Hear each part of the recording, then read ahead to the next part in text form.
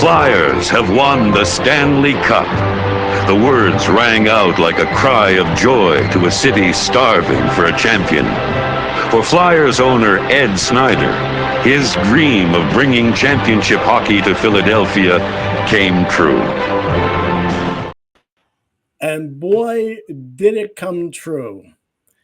It's a shame that 50 years later, they only won one other cup, but I have to thank my special guest here for this special commemorative anniversary, because this coming Sunday, May 19th, it's also a Sunday, is going to be the 50th year anniversary of the Flyers. And that a special day that myself, Carl Candello, he's in California, my cousin Vince Ferrari, he was next to me at section 34, row 9, seat 2, great friend, sports writer for Philadelphia, Sam Carchidi. And the man that was in ground zero in the penalty box was Lou Nolan, who was actually, introducing the players last minute of play in regulation, and Jeff Hare, who's going to be doing a feature on them coming up sometime soon. So, guys, thank you so much for coming here. Thank you, Sam, for organizing this. And I think we're going to have a lot of fun. We could talk about the Flyers, how they started, but it was our life back in the day. We were late teens, early 20s, and it was a magnificent time. So I will just really go to Lou first, because Lou, that specific day, well, those playoffs, because first with Atlanta, we swept them at 4, and then an absolute battle with the Rangers in 7. And, Dornhofer scoring that goal over Jockerman, the win 4-3, the Dale Roth fight with Schultz that the Rangers never came in and helped him.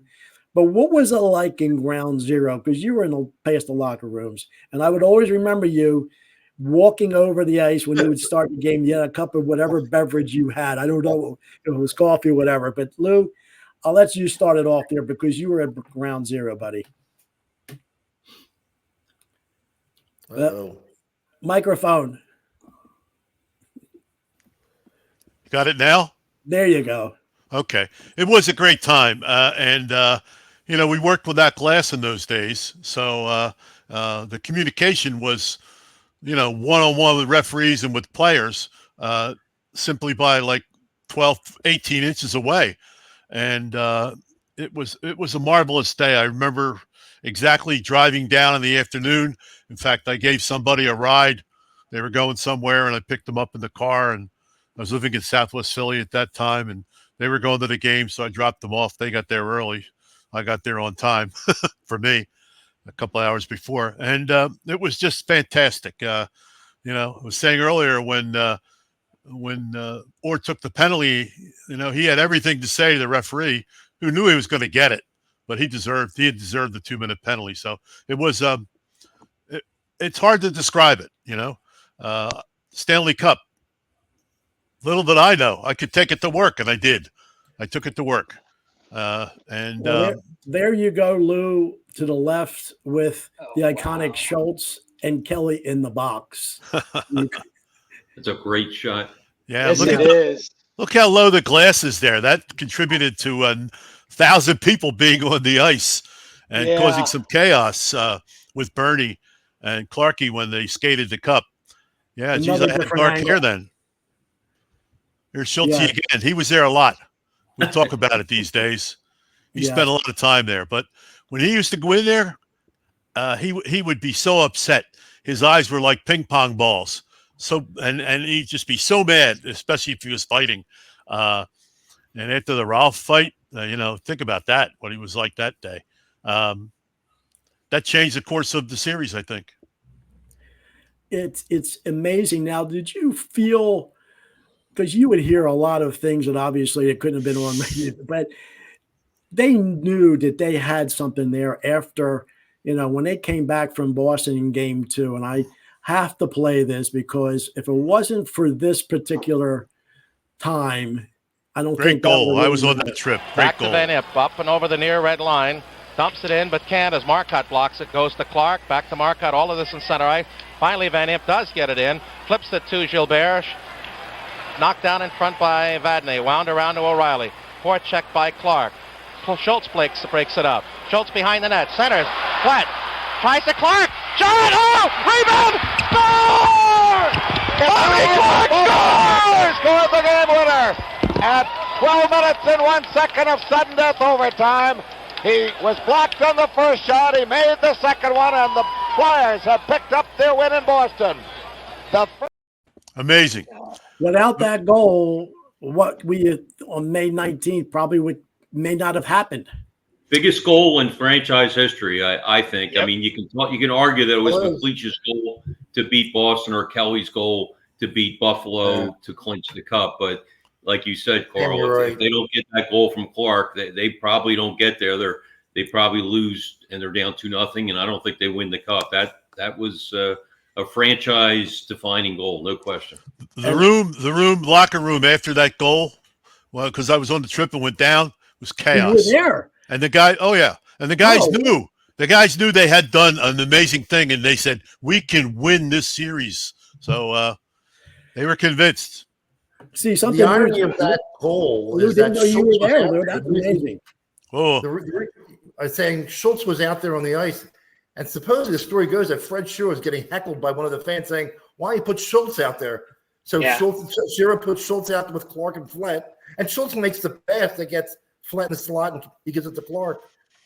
yeah. Oftentimes he's just thought of as a nasty guy who was a bully, but he had pretty good hands. He scored a lot of goals in junior and a lot of goals in Richmond when he played there. So, it's He he's pretty good. scored the winning goal against Atlanta when they won the fourth right. straight. That's right, he did. He had 2 hat tricks that year, too, and scored 20 goals. 20 goals. But Bob Kelly's the same way. Most people think of Bob Kelly as just being a goon. Not true. He had good hands and was a good player, and I think he scored over 20 goals a few Stanley times. Cup winner. That's right. That's right. Stanley Cup winner. Yeah. Only 2 guys have done that, he and Rick McLeish. So, Well, I'm glad you said that, Lou. He was the Velcro of that team. We really didn't realize how great he was, and I'm sure Boston really wishes they never gave him up. And Vin, my cousin knows, what trade was it that they ended up getting McLeish? Mike Shaky Walton. Yeah. I love that. Shaky. What a great nickname, Shaky. But he was a good player. He really was a good player for both Boston and Toronto. yeah, but McLeish, the way he used to cut in Right across there. the blue line and wrist shot, he was a money player. Louis true money player. Sway and swoop. Yes. And the Flyers moved him from wing to center, and the rest is history. I mean, he was the youngest player in NHL history to score 50 goals. And, he was a little aloof sometime. Jeff and I talked to several of the Flyers for this TV series we're working on the Broad Street Bullies. And to a man, they said that McLeish had more talent than anybody on that team. Bobby Clark said that. But he did have to be talked to, several times during the year because he had a lot of natural talent and he had a tendency to kind of loaf sometimes. And Shearer got on him. But as far as talent, he was magic. I mean, there's no question. He had that great wrist shot that Lou just alluded to, going left to right. I can still see that wrister from the high slot, and he was always on target. What a great player. He's a borderline Hall of Famer, I think. In any sport, though, it's still defense. So it's without that, he was absolutely a magician. He couldn't have been any greater than what he was. But look how he started as a Flyer. And they didn't realize how good he turned out, but it was the tutelage of Jacques Plante as a coach that got him into as great as he was. That was like one of the first years when he was playing with the old helmet he had on. That would have got Louis Morrison there. $5 fine. Yes. Supposedly back when Bernie's coach or a tutor said, every time you go down on the ice, you got to pay me $5. And eventually it paid off where I say to this day, he is the best stand-up goalie of all time. Pure step goalie. Absolutely. Absolutely. Here's the 74-75 yearbook. course, it's the year after they won the Cup, and that's Bernard Marcel Perrant. And Oh yeah, love the eyes. Some And, fun, huh? Yeah. Well, you see that save he made against Kenny Hodge with 2 minutes left. No goaltender makes that type of save anymore. Just kicking the pad. Now it's pad down, pad down. You know, my complaint is goalies are 6'6", 280 pounds, and it looks like a Michelin man covering the goal. I mean, back then, Bernie's what, 5'9", 5'10"? Yeah, he's probably a little bit bigger, but not much bigger. You had no upper protection. You had the little knee pads. Mm-hmm. Yeah, Totally Pat, the different. equipment was a big difference, Vince. The equipment was huge now compared, but it's totally different. It's stiff and it's And he kept everybody loose. I know Joe Watson said with about 3-4 minutes left in that game, there was a timeout in Game 6 against Boston, the game they won the Cup, and he skated over to Bernie and he says, "How you feeling?" And Bernie looked at him and says, "A lot of nice broads here today, huh?" Yeah. And that was Bernie. He kept things loose. Bernie actually called him over, and Joe said he was expected to get some wisdom on how to best finish the game. And he said, Bernie just looked around. He goes, "Just imagine how many broads are watching us right now." That's a thing of beauty right there. Lou, I want to just bring it back to you. That last period, we're in the stands thinking, wow, one more period to go. Let's score another goal. But we realized we weren't scoring. Boston was just like the onslaught. sure. And you could feel in the stands that, they were coming because, look, they were Hall of Famers. As myself and my cousin would always say, what team, when we walked into the Spectrum, when a team came out for practice, what team intimidated that you were in awe of?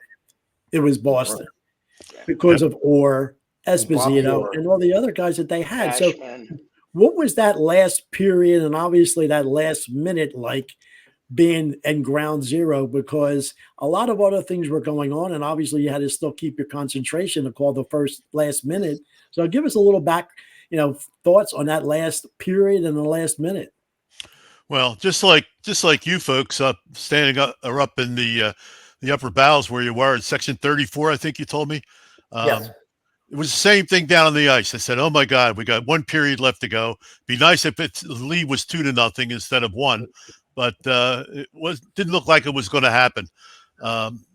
It wasn't easy to keep the composure on everything and get the information out. But I was fairly new at it at that point. It was the year before that I really started PA announcing, so I was new at it, and I had to really pay attention. And you try to be I always told myself, try and be a professional.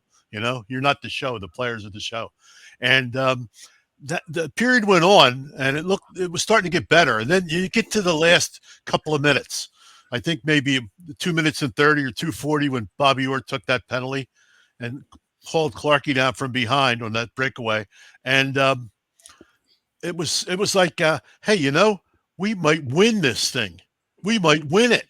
Yeah. And just the last few seconds, you're watching it, and the chances are coming to Boston, and we're having our chances, not many of them, but we're having them. And Bernie is fantastic. And then Bobby Orr pulls down Clarkey, and he gave the referee so much grief. Oh, I think it was Art Scove was the ref then. And boy, he just kind of looked at him. Hey, that's what said, we're going to do it here. We're going to do it. And they say your best memories are when you're a kid, when you're 9, 10 years old, sports memories.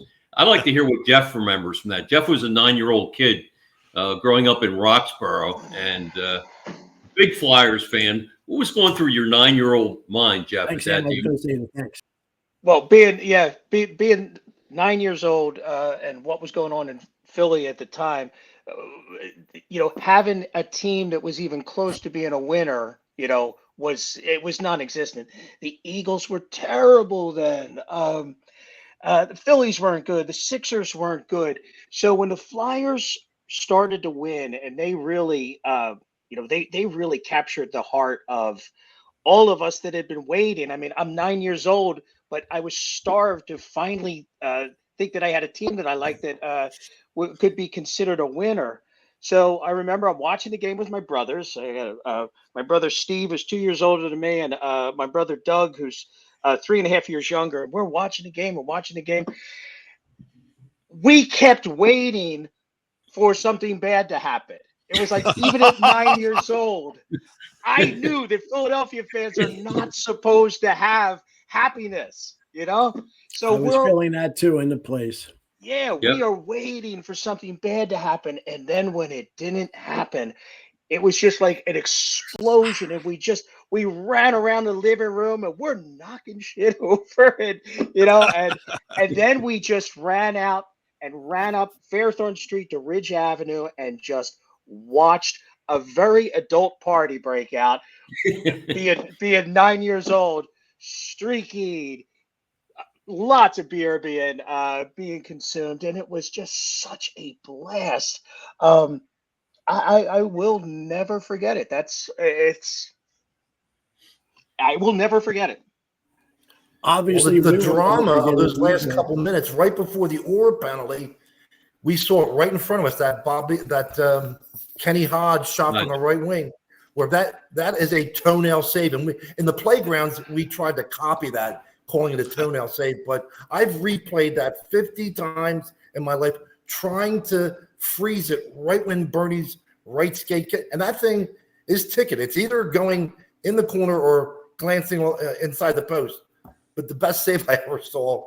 I mean, I've never heard a groan from a person as when that shot from him next to me.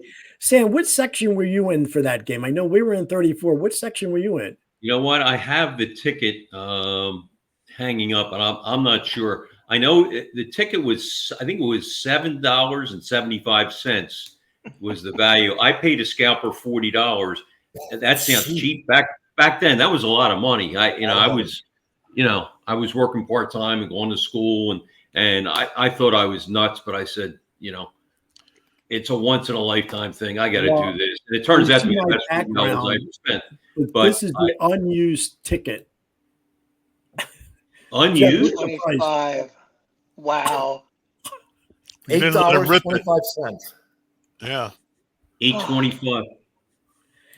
So our game ticket per season was $7. So it only went up $1.25 for the Stanley Cup finals. So, as opposed to now where they probably go up over $100 a ticket. Oh, yeah. You can't buy a beer at the game for $8.25. Right. Well, look at parking. You mean the asphalt got a little bit more expensive to park your car? So it's just total gouging. Used to be $2. Well, Lou will understand now that particular day, the euphoria. Now I was in college taking film courses. I had my 8mm camera and I'm shooting footage. I see Van Emp through the moves and everything. I had it on VHS. I don't know whatever happened to it, but okay. Yes, I know. Forever, yeah. I would love So to anyway, see that. From that game, Carl? Yes. I had because we're in Glassboro. I had film course and we had the 8mm. And I said, can I take 2 rolls of 50 foot? And I did. And I had it transferred to, I've moved from the East Coast to could never find it. So anyway, so we leave. Yeah. Vince is with me. We go to my cousin's in South Philly. That's, we had the nice little Italian dinner, whatever. But my other cousin Carol, we're sports fanatics. We have tickets to go back to the Spectrum and watch the first lacrosse game of the Wings with Doug Favell on the Wings. And Lou mentioned as we were doing the show that Lou did the PA. So Lou, can you go a little bit talk a little bit more about the celebration in the locker rooms and whatever. And you stayed in the building. Did you even have a dinner break because you were doing the next event? I have no idea whether I had a dinner break or not. All I know is I had a lot to drink, and the locker room was chaos. Everybody and their mother was in the locker room. Normally, it's now sequestered to different areas where players dress in one area and they go and they do this in another area. But everything those days was in one area. Like there you go. And I mean, it was just amazing. Beer in the Stanley Cup, champagne in the Stanley Cup, everybody taking a drink. Everybody wanted to be with it and take a picture with it. And, faces like that, the guys are just so happy. And, it's amazing. It's amazing. It was chaos. And then that game came along, and I don't know what time it started, but all I remember was that I guess I did okay because they brought me back for the second one. But then that was over. I headed over to Rexy's, and the whole place was blocked off. Yeah. The Black Horse Pike was blocked off, and I had to go around the back and sneak in through the kitchen. And boy, it went later and later and later, and I don't remember much after that. It was just chaos and happiness, just plain happiness. Yeah, we were told the players couldn't get in Rexy's and they went somewhere else. I think it might have been a place called Compton's Log Cabin Down the street. Yeah, in Cuthbert Boulevard at Haddon Township. I don't know if you know that place, but do you remember? Did you go to Compton's after Rexy's or no? Do you remember? I don't know. Getting in Rexy's was tough enough, but moving around in Rexy's was impossible. It was just filled with people getting a drink from the bar was tough. But fortunately, I knew the guys, so they got me a couple of them. And it was it was an amazing time. There'll never be another time like that. Even if we win one at home in one of the coming years, if I'm still there and I'm still broadcasting, I certainly hope I am. But we're headed in the right direction. So, Yeah. Yeah. It's interesting that I remember when the Flyers first came about and heard the news media saying that we had Convention Hall, we had, seeing the old Ramblers at the old Philadelphia Arena in 46th and Market. My uncle used to work at Abbott Dairies and get tickets for the Ramblers and go see hockey. And we'd always go for the fights because the Eastern League was just mayhem. That's so true. Then when the Flyers finally came about, Channel 48 ended up knowing that they were going to have the contract. So the year before, on Saturday nights, they would televise the New York Rangers away games on Saturday night in Philadelphia. And that's where I ended up actually seeing Bobby Hull's 50th goal against, I think it was Maniago, Chicago Stadium in 65 or 66. And then subsequently after that, the team was coming about, and then, this somewhere. Wow. The new arena. Action. Yeah, sure. Wow, that is great. Where did That you find is great. Yeah. And the iconic building, because I would always say I grew up in Barrington in Jersey, but that was my second home along with my cousin. And, between everything else they had there, it was amazing to be in that building. And then even with the press, that this was one of the first, look who the first announcers were. Stu Nahan, yeah. Captain Philadelphia. in Philadelphia, right? Yeah. Channel Stu 12. and Gene. Yeah, and I think only the third period was televised. WCAM. Yeah. No, only the third period was on the radio. Radio, that's right. Yeah. Right. We would listen to it on Sunday nights. They would have a Spanish program up until about 8:30, and then they would go and you would hear Gene Hart, and Vince would say, Gene would not give the score for almost 10 minutes. And had to go, what's the score? What's the score? What's the score? And then they finally say, Barrington's goal or something. Oh, they're down 7-1 or something like that. But we would still be listening. But then how it evolved to the press with Sam. Look at that iconic. Al Meltzer, Tom Wow, Brooks. Joe Pellegrino. Wow. Yeah, may he rest in peace. Yeah. Chuck Newman. Yep. Well, Some good people there.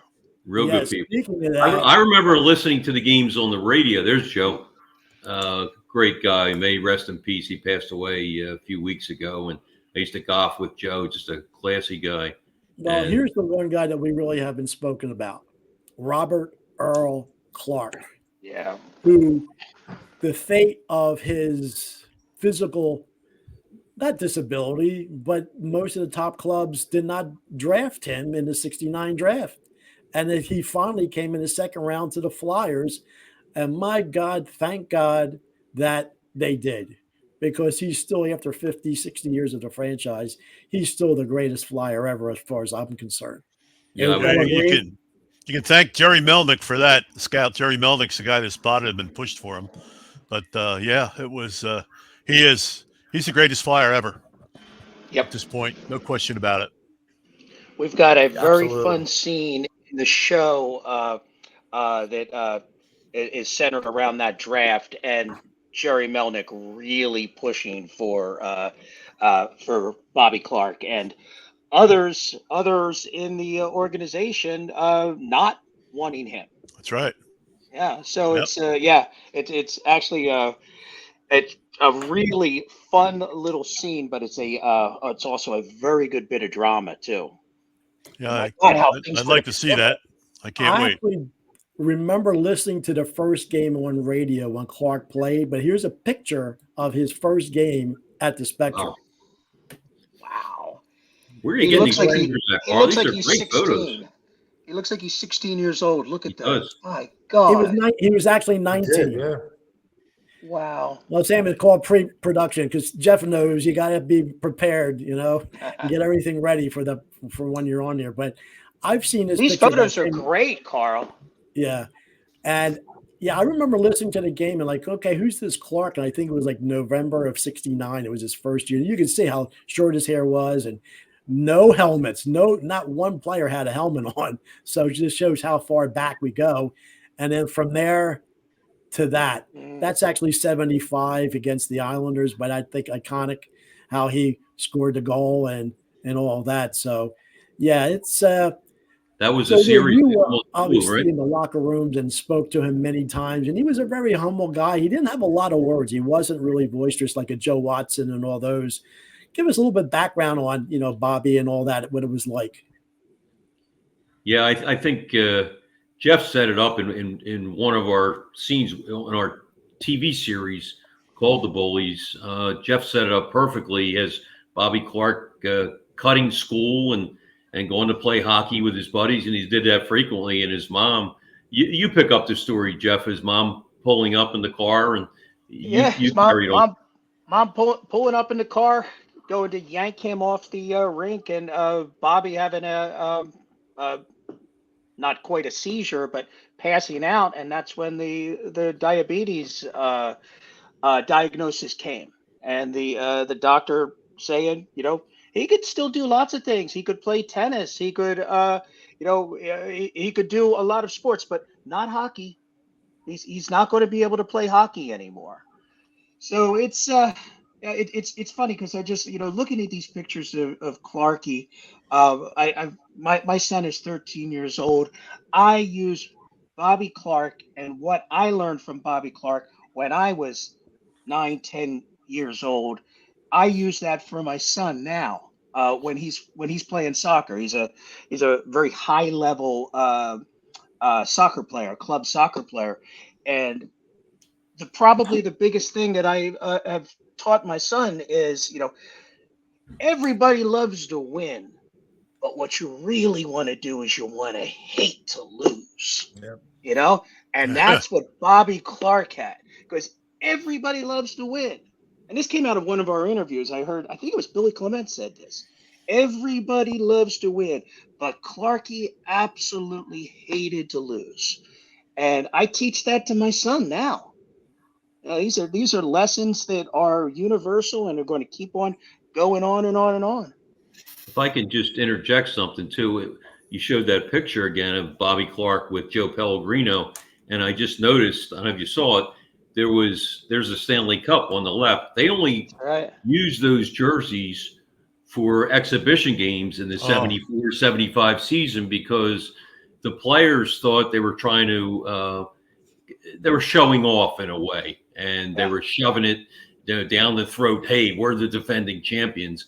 And it was like putting an extra target on their jerseys. So they went to Mr. Snyder and they said, hey, well, with all due respect, because Ed Snyder really wanted them on there. It was his idea.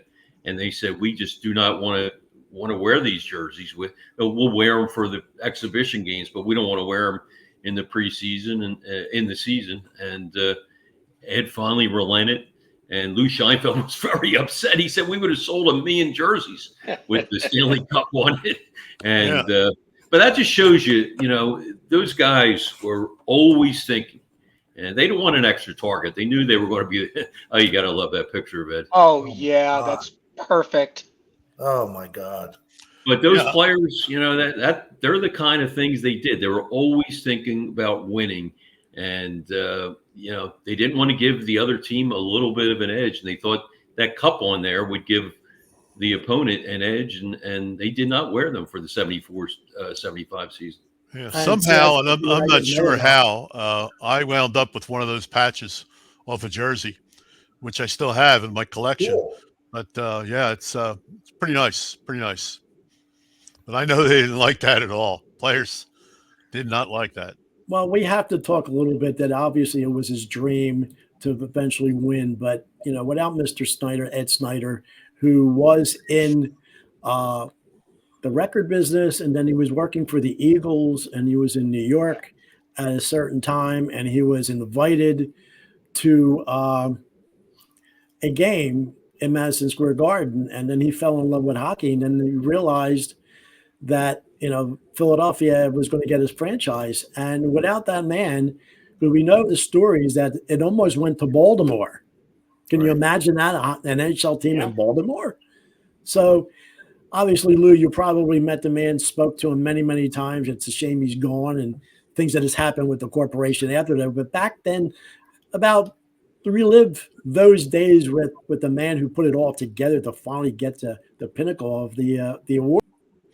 Well, no one worked harder at it than Ed. And he used to tell me, I know him from the very first day that there was a game in practice, and all the little kids, his kids running around, around the rink. And he said, call me Ed. And I always called him Ed. But I would call him Ed in the hallway, and people would look and give me the fisheye, out the side, and say, he just called him Ed, come on. But a wonderful guy, could be a taskmaster. One story, I'll tell you a story. I had a bat phone. Bat phone went right to Ed. He could call me when things weren't going the way that he thought they could be with referees and so forth. Lou, this story's in the show, by the way. I love is it? This story is in the show. Yes, I love this story. Is this the one about the hockey team that? Yeah. The kids. No, this is the one. I know. The referee story. Yeah. When you was there more than one? Okay, all right. That one's it. That one's in the show. I love that one. Well, let's give you that one. It's he referee was Bob Myers. It was chaos, and we work with that glass, so you could be talking to the refs like we're talking here instead of through a little hole. And sure enough, he says, "Louis, give me some paper." So I give him a pad, and he's walking around. He's jotting things down, and now it's 1 minute, 2 minutes, 3 minutes, 4 minutes. Finally, he comes over, and he's got everything written down, and he's going to give me the penalties. The phone rings. I said, yes, Lou, this is Ed. In my earphones, it goes total quiet because everybody wants to hear what's going to happen. He says, one thing that we got to get straight, Lou, between you and me. He says, when I call you, because I asked him, hold on a minute while I took the penalties. And I got back to him, and I said, yes. And he said, one thing we got to get straight. When I call you, you put the referee on hold. That's great. And, we talked about it afterward, and I said, yeah, I should never have done that. But he laughed. He laughed. Yeah. And then one time, the teams come on for the, the Mites on Ice, and I'm reading my copy, and I call the wrong team, and the team that goes on the ice is his team, the Snyder hockey people, all the little kids, right? And that he just went berserk. He took up the phone. He says, "What the hell's going on there, Lou? For Christ's sake, do you see who that is?" I said, "Ed, I'm reading the copy. I got all this stuff to read. I don't know. Can't see who it is." And he said, "All right." And he asked me, "Who's responsible?" So I said, "I'll call you back." So I'm on the headset with the guy who wrote the script. I says, "I got to throw you under the bus, Anthony." And he says, "That's okay. Throw me under. It's my responsibility." So I called Ed back, And I said, Anthony Gioia. And he said, Gioia. I said, yeah, Gioia. And he said, okay. So that was turned into when anything wrong happened on the headset, we always heard somebody say Gioia.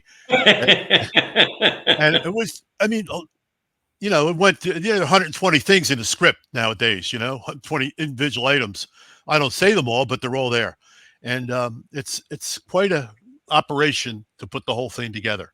So poor Anthony didn't get fired, did he, Lou? What's that? Poor Anthony didn't get fired over that. No, he did well. He's out in Phoenix now, I think, with the Cardinals. So in that building there where they roll the floor in and out for playing the grass, amazing, just amazing. Well, guys, I have to say we talked about the owner, a good bunch of the players, but without a coach, and they never, never put together.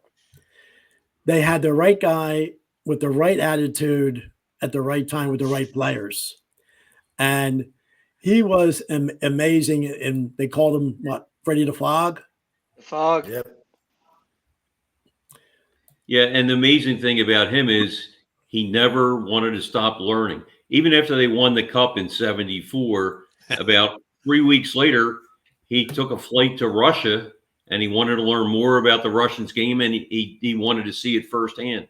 And he took his wife with him, and she said she was miserable, didn't want to be there, but he was in his glory because he was learning things that he could, bring back to the Flyers. And I think that's his wife right there, isn't it, Lou? Mariette. Yeah, that's Mariette. Yeah. Yeah.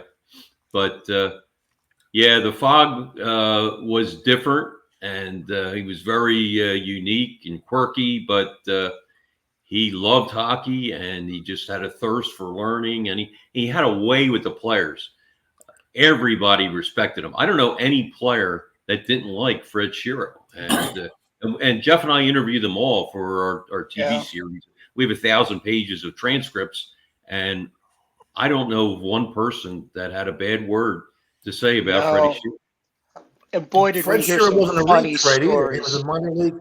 Shero was a minor league, coach, and he was the first guy to have an assistant coach, a Nicoluk. Yep. And the first guy to start morning skates. And the writers hated that because you had to get up early and go to the morning skates and then cover the game at night. We blamed Shero for that, but he was an innovator. He was the first one to use videotape to show his players what they were doing wrong. And he was very innovative, no question about it. Yeah, we heard a very funny story about Fred. Real quick, is he would carry a briefcase. Lou, you would probably remember this. He would carry a briefcase, and inside that briefcase, he had a tablet like this and a pen and 3 warm cans of Schaefer beer. That's what was in his briefcase at all times.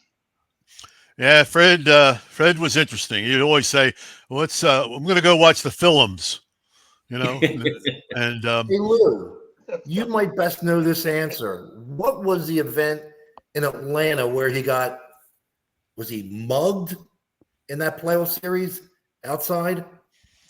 I was on the trip and rooming with Joe Cadillac at the time, and Joe got a call from one of the doctors, and it was on the trip with us. I think it was the playoffs because Mike coached. Yeah, had a coach. Yeah, and you get woken up at that strange time of the morning. Say, what's wrong? Joe said, I can't tell you, and he left. And he got back a couple hours later, and all I got out of it was that Freddie was out taking a walk like he always would. He would just go, and he stopped in the bar for a couple of beers, and he was a boxer, so he's a tough guy, and somebody must have given him some grief, and I think he got jumped. I still don't know the real story, but he wasn't looking too good, so he went home, and Mike coached the game, and that's when we beat Atlanta in 4 games. Right, Schultz scored the winning goal. It was game 4, the clinching goal. It was before that he went home, and Jeff and I talked to all the players, and it's Vince. It's amazing because nobody really knows the story. The person that came the closest was Bobby Clark, and he says what he was told was that he was in a bar and somebody was bad mouthing the Flyers, and they got in a fight, and then other people jumped in. You know, they were in Atlanta, and you know, he had cuts on his face, and he was black and blue, and but that's as close as we got. There Joe are Watson, yeah, Joe go I ahead, haven't go ahead. thought about it in 50 years. Watson said that when they got to Freddie's room, a couch was turned over and lamps were turned over, but nobody else remembers that. Joe Watson was the only one who remembered that part of it. So, Jeff, you wanted to add something? No, I was just saying that everybody we talked to had a different story of what happened to Fred in Atlanta.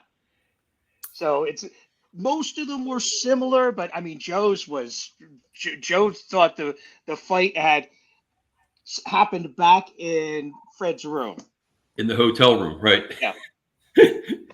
So So yeah, but everybody had a different take on what happened that night. Well, luckily, nothing really horrible came out of that. A few scrapes, but when you mentioned that he went to Russia, what NHL team defeated the Russians in '76? That was January 11, 1976 that we attended, and that I didn't pull it up. I should have, but he knew how to beat the Russians and just frustrate them and hit them. And what did they do? He put up a wall at center ice is what he did, and the Russians weren't used to a dump and chase game, but they had to because they couldn't get in the zone. And the Flyers ended up with, I think, 49 shots to 13. 14. They totally dominated that game. So, Lou, what's your remembrance from that game? Because obviously you had an interpreter on the other side of the ice for what was going on. And then when they left, because I'm looking at my cousin, what's going on here? He goes, they're leaving. So, yeah. what was it like that? Well, as I recall it, there was the hit by Van Impe, and then Karmeloff went down, sort of got up and looked, and then went down again. And they were all upset that the penalty wasn't called on Van Impe, who now says he ran right into my elbow. That's one of his. Yeah, that's right. You got it. You're right, Jeff. And so there they go, and they're gathered at their bench, and the coach is talking to them. And Lloyd Gilmore was the ref, and Lloyd came over, and he's talking to the guy that's sitting with me as Air Canada rep from Russia, speaks Russian, a guy named Aggie Kuklowitz. Sam, you may have heard that name. I don't know if you've ever heard it. Amazing. You couldn't make that up. Yeah. Oh, it's you couldn't make that name up. And he said, Aggie, what, we got to figure this thing out. And, we're talking, and I said, well, it's intimidation. They're trying to intimidate you now. And he says, yeah, I know. Give them 2 minutes for delay of the game. So, okay. 2 minutes, delay of the game. Roar. The coach all of a sudden says, let's go. And they're gone. Now, Aggie, ref comes over then, and he says, we better get this sorted out, Aggie. You better get over there. So I got to find out what to tell the fans. So I walk over with Aggie, and we're down there, and Ed comes storming up the hallway, bangs right past everybody, bangs in the door right into their room, which smelled like high heaven. Terrible. Equipment must have been very old and very wet. And, a few minutes later, Ed comes out and says, they'll be back in 5 minutes. And he leaves. So, everybody's talking, and they're going to be back in 5 minutes. And I walk over and I say, we'll be soon complete, the period and the rest of the game, whatever. And, sure enough, then Joe Watson scored a goal. Joe Watson scored. He was the next thing that happened. And that kind of broke their back. 4-1, right? Was that the final? Yes. Yeah. We all know what Ed said. He asked, wasn't it the commissioner or whoever, did they get paid yet? No, they don't get it. It was Alan Eagleson, I think. Alan Eagleson was the guy that put a lot of that series together. I think I'm right about that. Yeah. And Eagleson, they hadn't gotten paid yet, so they weren't going to get paid. And he says, you'll get no money. Leave, go. So I said, well, let's think about this. Maybe we should talk. Funny story, Carl, connected to that game. They had Lou, you were there, but they had a luncheon to introduce the Russians to the Flyers. And Ed actually had learned Russian through Gene Hart. Gene Hart spoke Russian. and Ed thought it would be nice to introduce the Soviets and to talk in Russian. And but there was so much tension there. There's Gene. So much tension at that luncheon, and they announced all the players. And when they announced Dave Schultz, all the Russians are pointing at him and saying, "That's the guy, that's the guy," and they were being disrespectful. They were talking when the Flyers were being announced, and Ed was so upset that when it was his turn to introduce the Russians, he said, "The hell with this. I'm just going to," he just made it very brief, and he said, "Have a good game," and he didn't speak any Russian. He went out of his way and took a lot of lessons from Gene Hart, but he said, "I'm not going to do that now." He thought they were being disrespected, and he just made a 5-second statement and in English, and didn't care if he offended them. And so there was some hatred going into that game. And as you know, one story that we heard in regards to that, in regards to the disrespect the Russians were showing the Flyers, is they were all teasing Ed Van Impe because of the way he looked. They were teasing Ed about being old, about him not looking like an athlete. Anytime Ed was mentioned, the Russians all started laughing. So it's just so wonderful that Ed was the one who actually got that all started, and well, Lou, do you remember this too? Because we also heard that at one point Dave Schultz just stood up and glared at them, and they all went quiet. Lou, I think you're muted. Are you muted? You're muted, Lou. This is terrible. That's what I'm getting. You got me now. There you go. So do you remember that at all? I don't remember him standing up, but I know there were several times where our guys stared at their guys, and it was quiet. And I think that set the stage for what was going to happen later on, and how we were going to play against them, because they were used to just they were all skating around. If the puck doesn't get in, they all go back, start over again. Well, we wouldn't let them do that, and because Gene Hart helped me with my Russian and all the names, and I still remember those names. Is that right? Oh, yeah. Gene helped me. Yeah. Lou, why don't you tell your story about your exchange with the Russians and what you gave them? This is a great story. What you gave them, and then they wanted more the next day. And yeah, you tell that story. I went to practice, went to see their practice, their skate. Took some time off from work and went to their practice. And standing outside the room, the way the rooms were in the Spectrum, and out comes the guy, and turned out to be Boris Mikhailov, who was our captain, and he gives me a pin. And I said, thank you. And he stands there like he wants something back, right? And he says, for me, pin. I didn't know anything about pins, so I reached in my pocket to show him I didn't have any, and change was there, and I had a Kennedy $50. And he went, oh! So he took the $50 and he went in the room. In about 2 minutes, 3 minutes, the door opened and the whole bunch of guys looked out. And then he went like this and pointed to me. They all came over and they're all giving me pins, right? So I said, I'll be back. Stay, be patient. And the guy that's the interpreter, Aggie, is helping them understand. I'll be back and get to them. I went to the bank and I got a couple rolls of Kennedy $50, and I gave them all $50, and I got a whole crap load of pins. Still have them. And while they were out on the ice practicing, the quote unquote doctors, which are really agents, they had a lot of doctors with them. They went through all their pockets and took all the $50, because it was really, the time when Khrushchev and Kennedy were bashing heads together. I guess it was that all came through with that, and took all the money. They took their $50. I don't know what they ever did with them, but players. But you have your pins. Oh yeah, I've got a bunch of them. They're great. I got a lot of good stuff from that from the Russians. So one day the NHL rooted for the Flyers. It seemed like exactly. 50-some years, one day. Clarence Campbell had to smile when it came to the Flyers, because he did not like the Flyers. He did not like the Flyers. No. Well, we talked a lot about a lot of the players, the owner, the coach.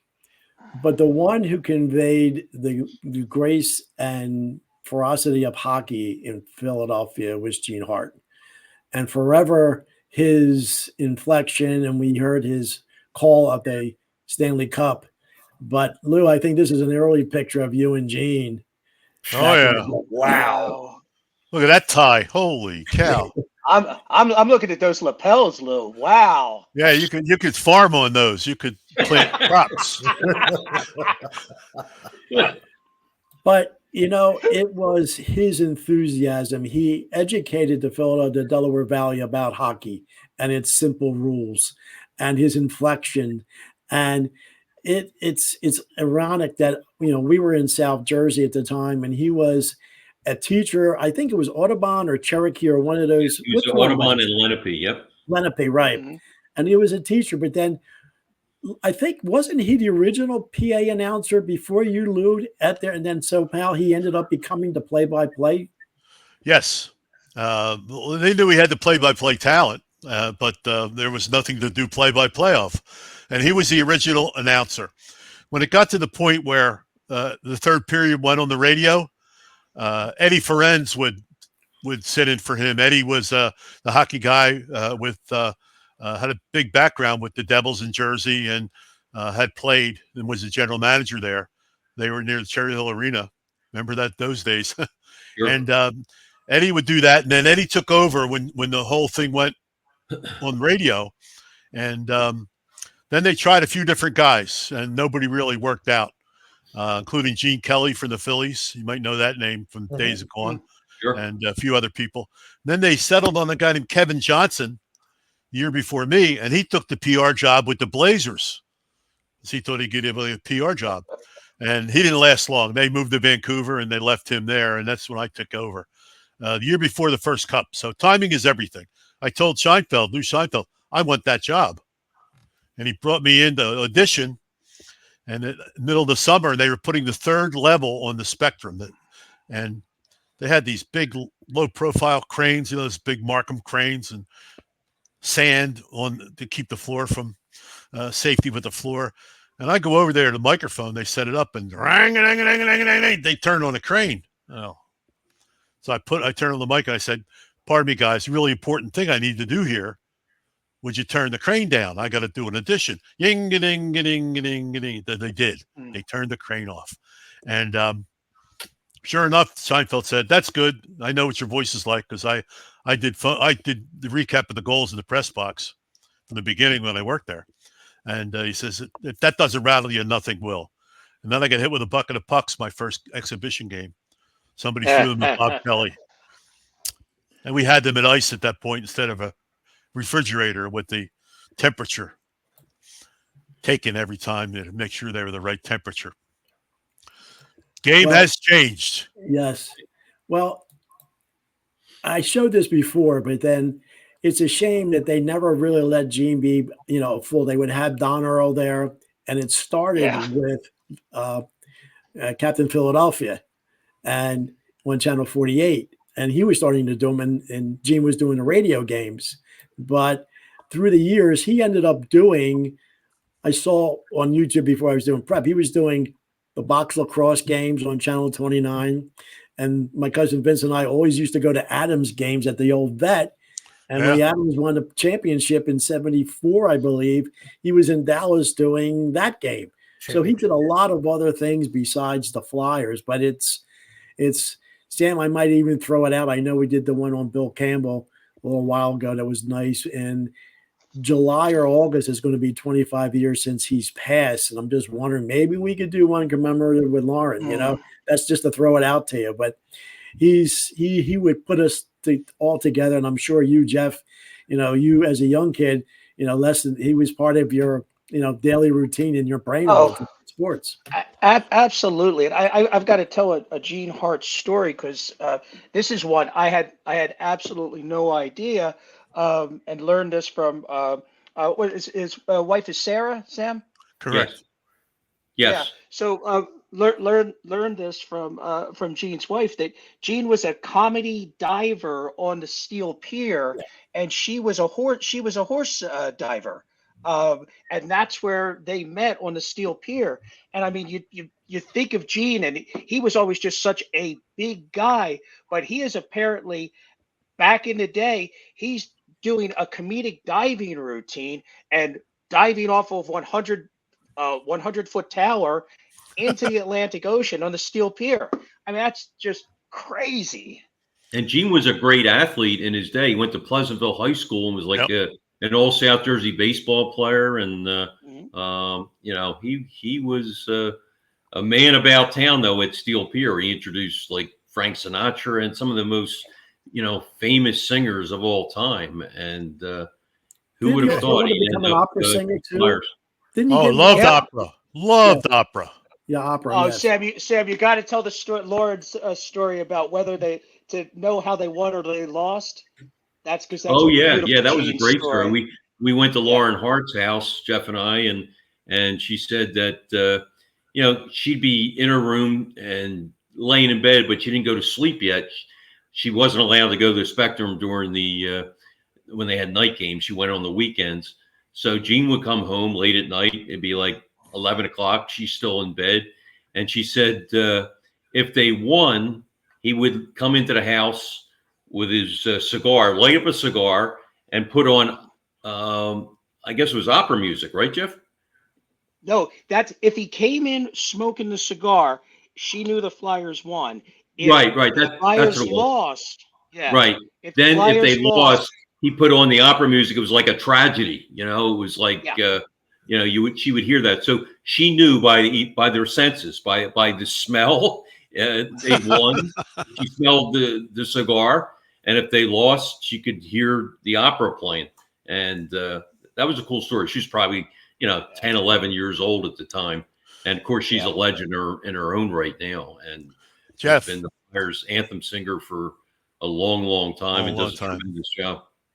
Jeff, one of Gene's sayings that I loved the most was, they poke at it. You know, when the puck was in the crease and everybody was after it. Right on in. Yeah. They poke at it. They poke at it. They came at it right in front. Yeah. Well, just to remind everybody, because actually Jeff, you're in LA. I'm here in Canyon Lake, about 70 miles from you. And the rest of our guys, Lou, Vince, and Sam, are back in Jersey. And we have people all over the country. But Lou's in Pennsylvania, actually, right? Last time I checked, I was there. Well, you're in the Eastern time zone, okay? But we're here for, again, the 50th anniversary, which will be this coming Sunday, May 19th, for the Flyers winning their cup. And I think this is going to play okay, but I think we're going to just let the players and maybe some reminiscing of this couple-minute clip here. See if it was pivotal that we won Game 6, because Game 7 in Boston would have been a huge climb. To help ensure victory, the Flyers brought their good luck charm, Kate Smith, to the Spectrum. Her pregame rendition of God Bless America was a tradition started years earlier.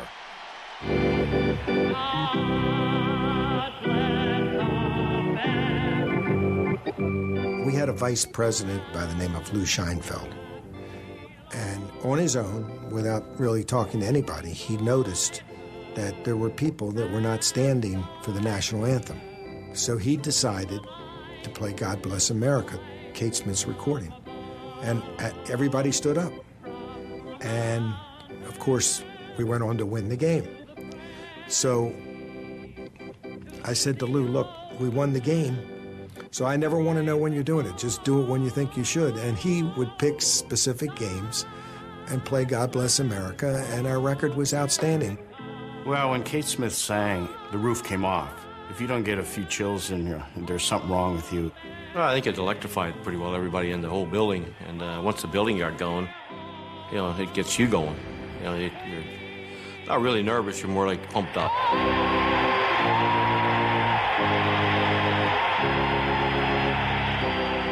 And shortly after Kate's stirring rendition, we're in the right-hand corner, and it was against Greg Shepard, and I won the draw back to Moose DuPont.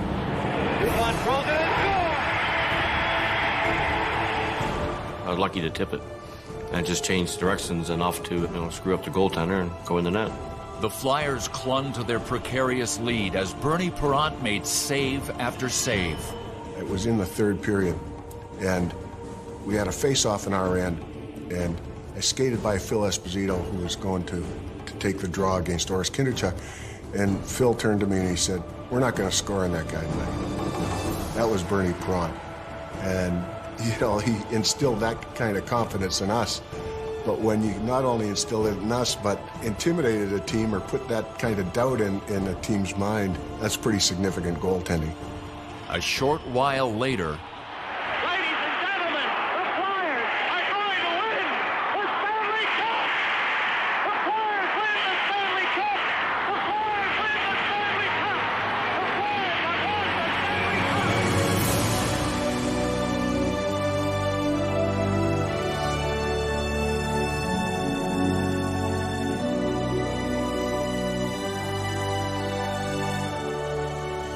Cup! Fans that were outside in the parking lot listening to the games. When the game was over, the doors were opened. And that's the fans that came on the ice, because there was tons of fans. We couldn't really skate around. People would not leave the building. They would not leave the area. And people from all over Philadelphia were coming down to the building.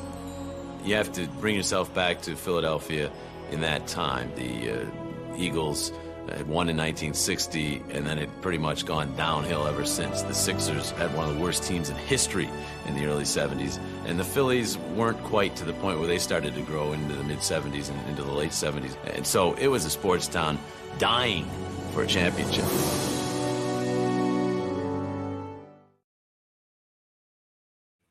Well, it's best to relive that in their own voice. But I have to say one thing what Jim Jackson said, and I think I mentioned it to Sam and my cousin Vince, that yes, Philadelphia was starved for a championship, and maybe another podcast down the road, they forgot the Sixers won it in 67. That's the forgotten championship. I think maybe we should do a little research on that. Didn't they just disband the team the next year, though? I mean, they pretty much got rid of everybody the next year. Yeah, but they still won the championship with no Carl, but parade. that was ancient history because they were 9-73 the year before the Flyers won the Cup. Right. So that's what everybody remembers. I mean, yes, they won. A great team, one of the best in NBA history. Yeah, but back to this great celebration. So let's hear about who all went to the parade. I was there. I was at both parades. Jeff, were you at the parade? I wasn't allowed. Don't bring that up. I wasn't. I had to work. I had an exam at Glassboro State College, so I couldn't go. But I did go to the second one. But I just want to say, as we watched the last seconds of that game and the clock going down, 3-2, it froze for a second, and then they just ran it off. But Joe Watson had the puck behind his net, and he said to me, I wish I would have kept it. But he said, Terry Chris, he said, that bugger, he came over and he took the puck. I think Watson gave it to the referee, and then you'll see, if you play it back or if you look at it later on, you'll see that Terry Chris sneaks in there and takes the puck. You could see that, yes.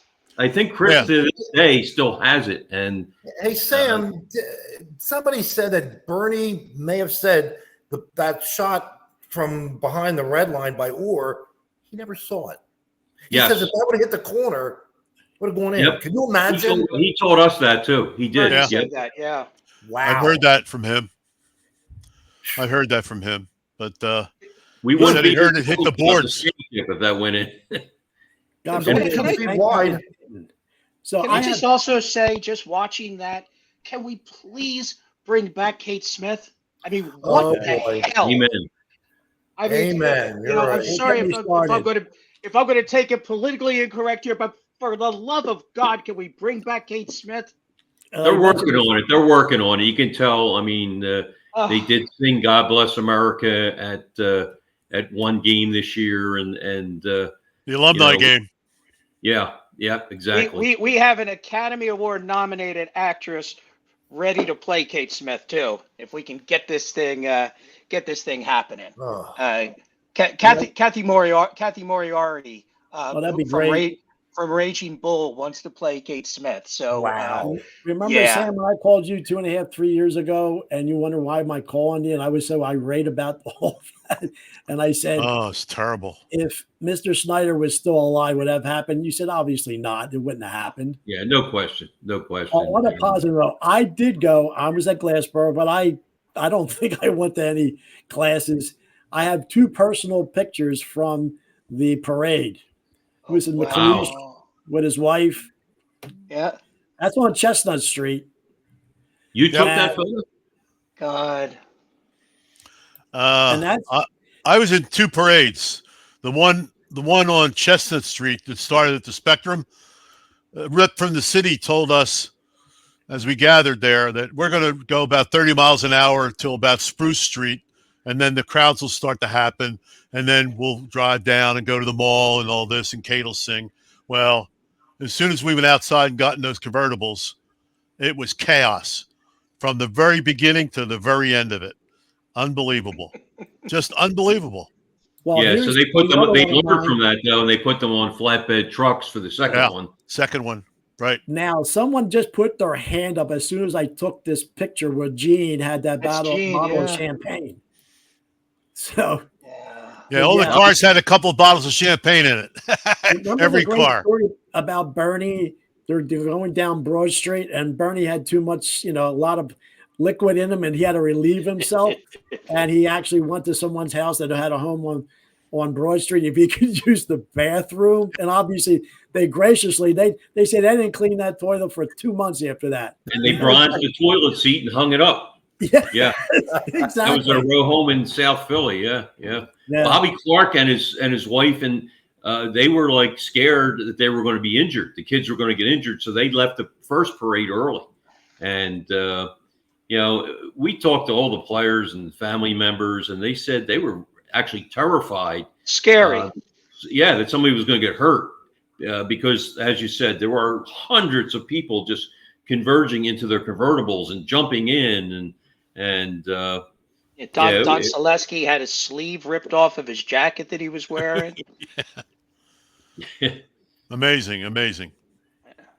Yeah, you don't see Ricky smiling too much there. He's just his arm out, but thinking maybe his arm's not going to come back. So anyway, well, let's just have a personal note that, on this day, I know it's going to be 50 years come Sunday, but thank God that we were so lucky to be actually in the building.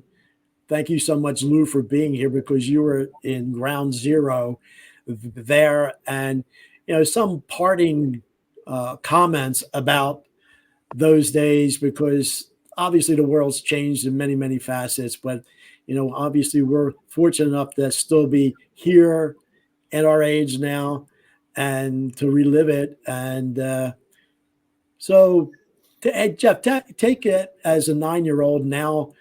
So you're 59 and still trying to do something to, put this piece together. Tell them about what you're trying to put together for the Flyers. Well, with Sam, we're putting together a TV show called Bullies, and it's going to be a 2-season show, 8 episodes a season. It's not a documentary, as Sam said. It's similar to what HBO did with the Lakers with Winning Time.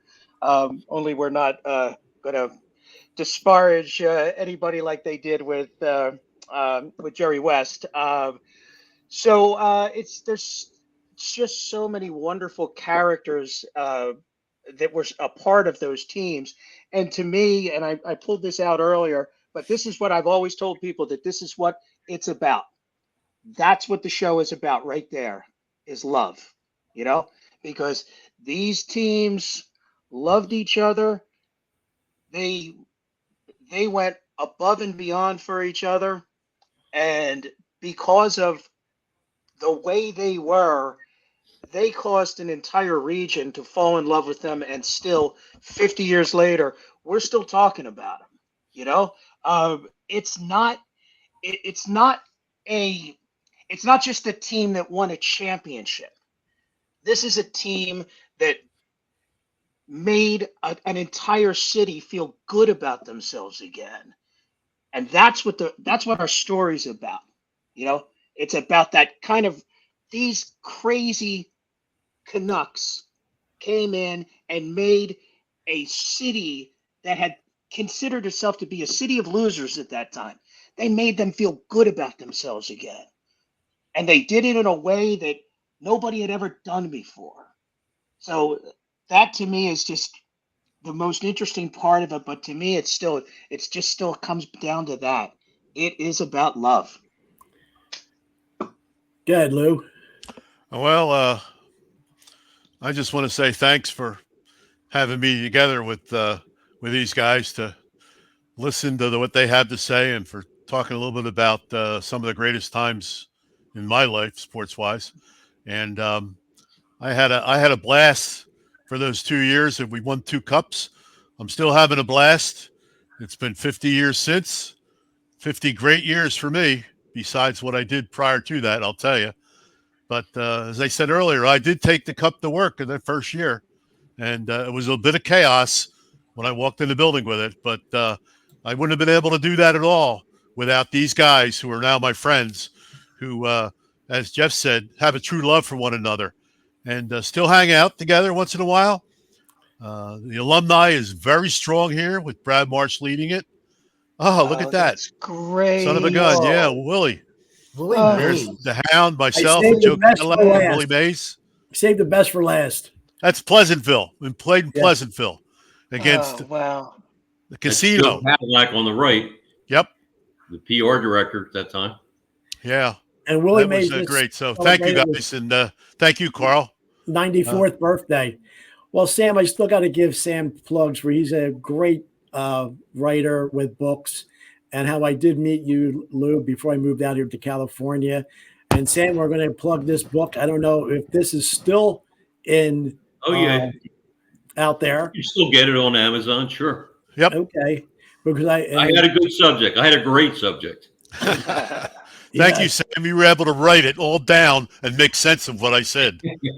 We had fun doing it, Lou. We had a blast doing it, and Jeff and I are having a lot of fun putting together this series on the Flyers. And Jeff came up with a great tagline. Of course, the Flyers were loved in Philadelphia and the Philadelphia area, but they were despised all around North America, and drew record crowds wherever they went. And Jeff's tagline is "Get ready to fall in love with the bad guys." Yeah, get ready to fall in love. That's very good. I like it.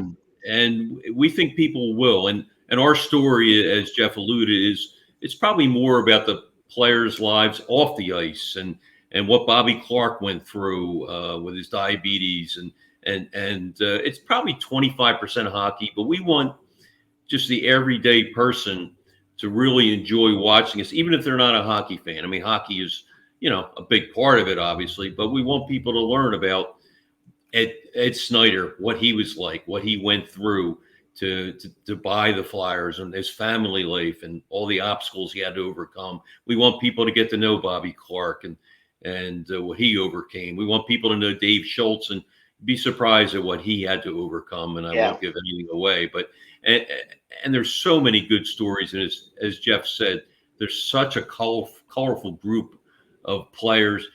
I think in a way, and this is no disrespect meant to today's athletes, but players back then didn't have to deal with social media. Players today have to deal with social media, and they're very politically correct. They're afraid to say anything, because if they say the wrong thing and it gets on, God forbid, it gets on somebody's phone, and in 5 minutes, it's all across the world, that video. So players back then, they were more open, and they're still open to this day. Jeff and I had a great time interviewing the bullies and their family members and their kids. And it was just a different time. And I think that's going to come across in our Bullies TV show too, the fun they had. And I'm not so sure players today in any sport have as much fun as athletes had back in the 1970s. But I'll second that. Yeah. Pressure. Right. But everybody's got a camera. What a great time. And I feel so fortunate to have, lived through it and to have experienced it. And as I said, best $40 I ever spent on that ticket from a scalper. Very thankful. Well, I want to say thankful for you, Sam, because through all these years, it's more than 50 years, because we actually had our little first met at Glassboro State. We had that Sunday night sports show on WGLS, and we were just pulling copy and just having fun for 2 hours. But I wanted to say thank you. I know, Jeff has reached a good pinnacle, and I wanted to do that back in the day, but life got in the way. But I think I want to thank you and the Inquirer, and actually the Flyers, for allowing me to do that documentary I did for you 12 years ago. And I had a camera guy there, but I had my regular camera, and I think I took this picture. And everybody who sees this, Sam has a heck of a career, but this was you in action, Sam, I think at your best, So I just wanted to just say thank you for everything. Oh, thank you. Thank you. It's a Wow. Because pleasure to be on. My hair's a little bit darker there. Not too much, but a little bit. yeah. To actually, because back then, Jeff, they were doing documentaries on players and this and that. And I said, nobody ever done a documentary on a sports reporter. And Sam thought I was kidding. I said, no, I had a video guy, a camera, and we went, and, you find out who was truthful. I had to, do a lot of things to get the thing edited, but it's up on YouTube, and I think it came out pretty good. And the Flyers are led by Zach Hill. They're very gracious to us. So I got to give a plug out to I Zach can't Hill believe it's 12 and- years, but I do thank you. And I think, Lou, a couple of times I passed you in the hallway that 5 or 6 weeks, and you were very gracious. Said, hello, how you doing? Wondering, who is this guy? But you guys were all great. So I just want to thank you and look back at that. So, Sure. Jeff, anything we could do to promote when it's finally finished? Just give us a timeline. When do you think we could possibly see this on the screen? Well, we're not quite sure. I mean, we're taking it out to the studios within probably the next 6 to 8 weeks. So we're going to get initial feedback. It is a this has been a labor of love for Sam and I, and we are hoping that people wind up falling in love in the way that we have been in love with it. So I absolutely 100% believe that they will, because all of the elements are there. It's an underdog story, like Rocky was an underdog story. It's got the slap shot kind of elements, which people still keep going back to. And it's got that wonderful popular 1970s feel that populated films like Boogie Nights. So it's got all of those elements to it. So we feel very confident about it. And I should also give a plug to Susan Blanchard Ryan. She's part of our team. And Lou, I don't know if you know Susan, but Ron Ryan's daughter. She's an accomplished actress. She now works behind the scenes. She's been in a lot of movies, Open Water, and probably 24 or more, and even more TV shows. And she's now working behind the scenes, and she's part of our team. And I'll tell you what, she knows both sides. She knows not only show business, but she knows hockey. Probably knows hockey as much or more than any of us. And so she's going to be presenting this to different studios and networks, and we couldn't be more thrilled to have her as part of the team. Yep, she keeps Sam and I out of trouble too. She does. she absolutely does. Yeah. Well, Jeff, I want to just say, once you get certain progress and you want to get some little promotion, I would certainly hope you would come back on again and give whatever updates you could give for anything you and Sam, because Sam's been very gracious. I know he's got a very busy schedule, but he made time out for a couple of these podcasts. It's actually been really great for me to be able to do this, because this is a labor of love too, because when you love something that's not work. And I think maybe as my mother always says, I'm a late bloomer. I'm 70 years old, but I'm finally doing what I really want to do. So I want to thank all you guys for being here. And so just let us know, Jeff, when you want to do some more promotion. And if you ever want to meet somewhere, I'm not that far from you. So I'd love to maybe meet with you one day for coffee or for a lunch. Carl, let's do it. I do a lot of traveling through California with my son's soccer team. So, cool. Let's do it. Lou, you think one day at the building we'll see the Stanley Cup again, not with another team, it'll be the Flyers? Mike, microphone. Things driving me crazy. There you go. Have it? You have it? Yes. Yeah, we made some progress this year. We were better than people thought, and then because of that, in the end, you're thought about as not having such a great year, but it really was a pretty good year for the Flyers. And there'll be changes, and there'll be good changes, and Danny will make them along with Jonesy, and Dan Hilferty will look over it and he'll do the important things to run the shop. So I think we are going to have one. I hope I'm still around. You know what I mean? Yeah, we all do. And I want to thank my my brother from another mother, that we would love our. What did we say, Vince? Hockey was our god. So, and I hate to even bring this, but it was like when you're a teenager, guys, and people try to find where their niche is going to be, who's going to be into autos and girls and this and that. And we finally found our niche into sports. Yes, we were into music, but this was really amazing. And I think Sam also had that also, not only starting with baseball, but when the Flyers came in, man, it was like 100% at that point. So I want to thank all of you for being here. Is there anything that we may have forgotten that I know you could probably spend another, you're doing a feature on the whole thing, I know, Jeff, but just in this little podcast, is there anything else maybe we didn't mention?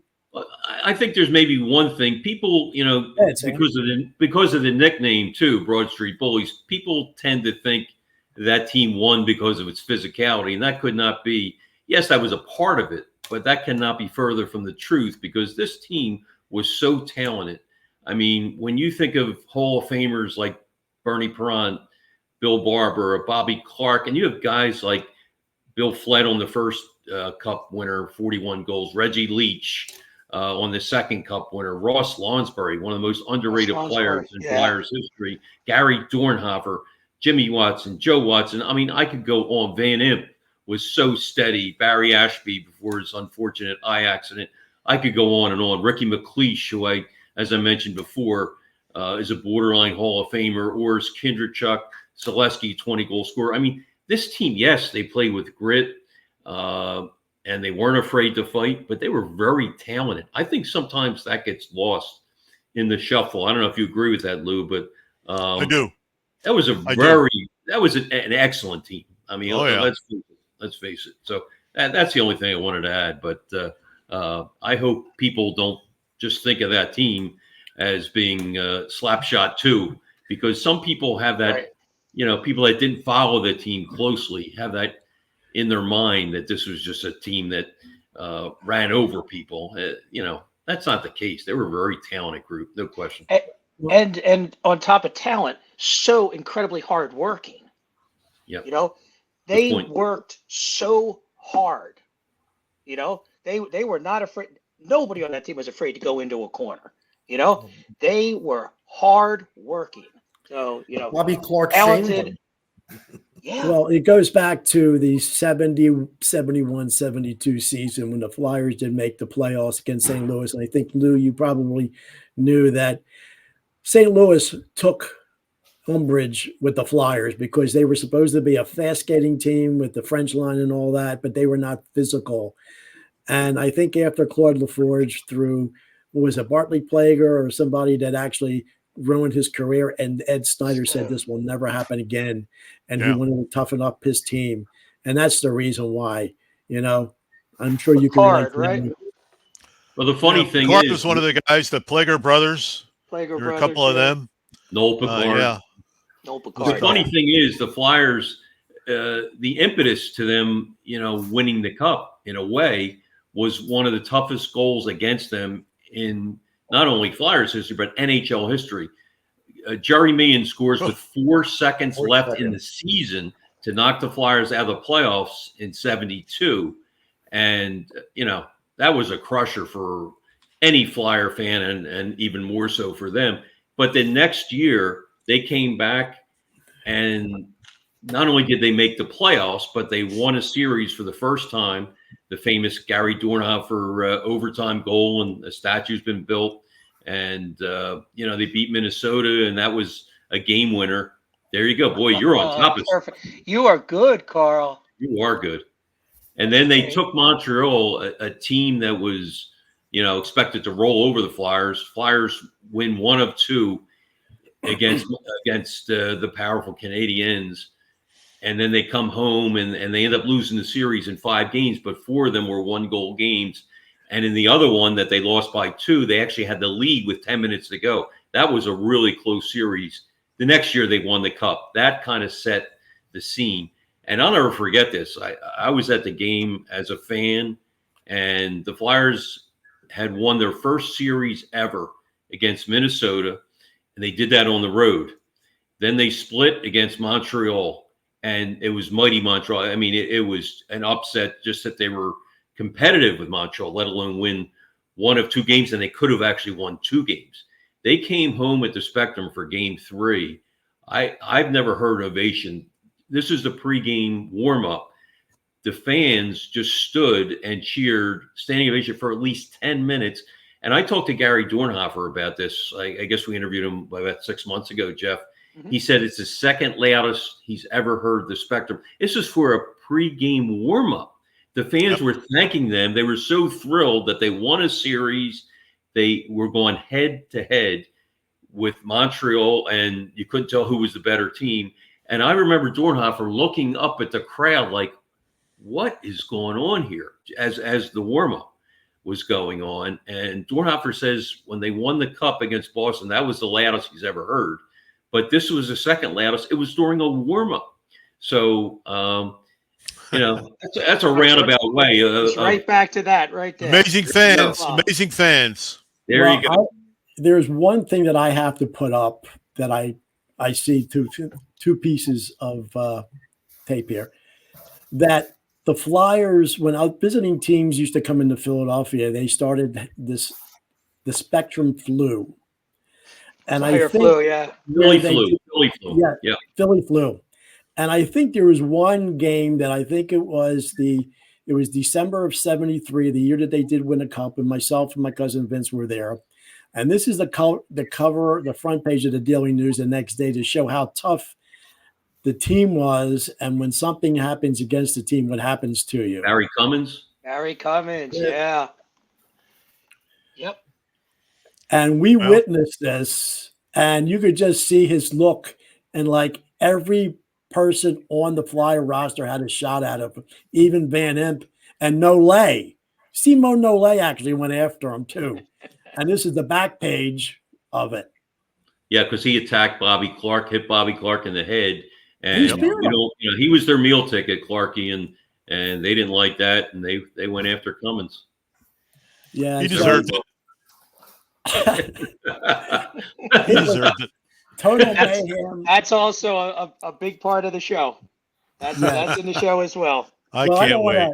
Just to show how tough it was, but that's where it came from. But it's great memories, and I thank you again, Lou and Jeff and Sam and my cousin Vince for this.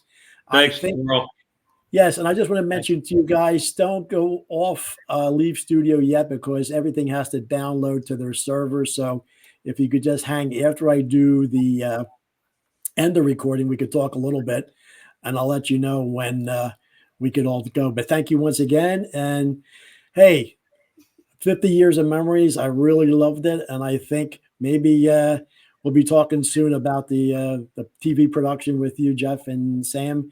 And Lou, again, thank you so much. And Cuz, we'll be talking soon. Thank you, guys. Thank you, everyone. Thanks, everyone.